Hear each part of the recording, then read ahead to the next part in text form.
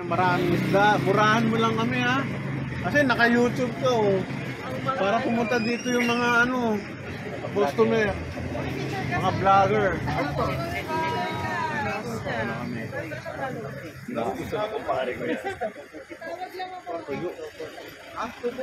Anong isda yan? Ito sa Puerto Princesa.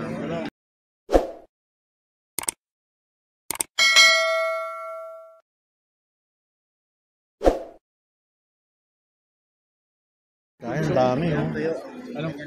Anong isang... Ito. Magkano kilo ng puset? Ha? Mahal talaga yung pusit. Mahal? Grabe, 1.3. Dile, ay hindi, marami naman dile. Ito mga dried fish.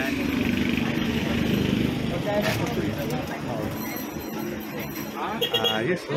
Mga isda. May bagoong pa rito. Ang dami, no? I know! Ibigay sa iyo consultation, mo.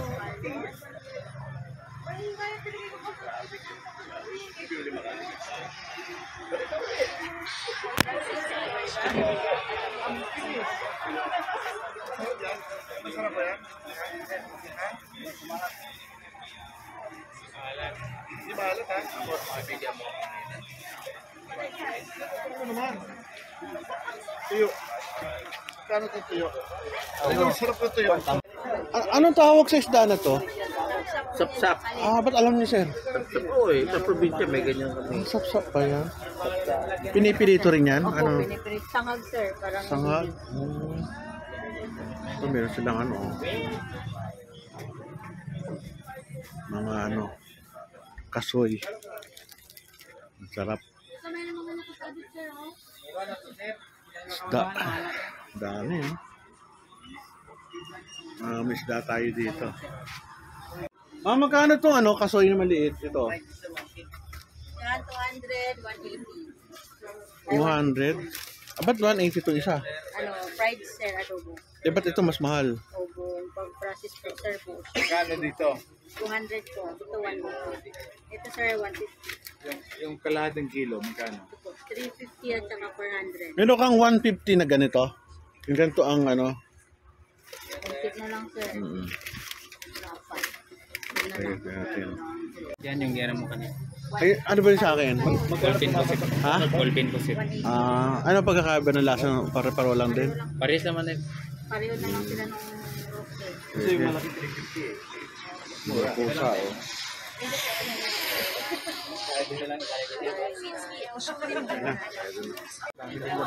Okay na to. Mabigat to, ah. Pagdagdag din sa bigat ng bagahe. Masama ng pusit, sir.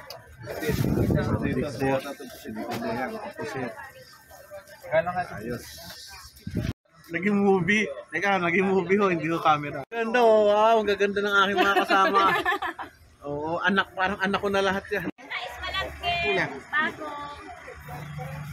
Magkano ang boss, magkano itong yan? Magkano isang kilo niyan? 160 lang po ito. 160 yung pwede natin.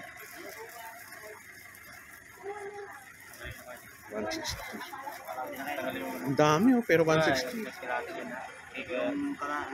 Harap kainin niya.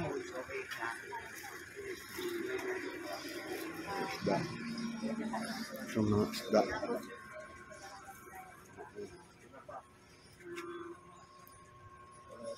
Ayos ah. Kaya, dami kong nabili para sa bahay. Samahan ko. Mahilig sa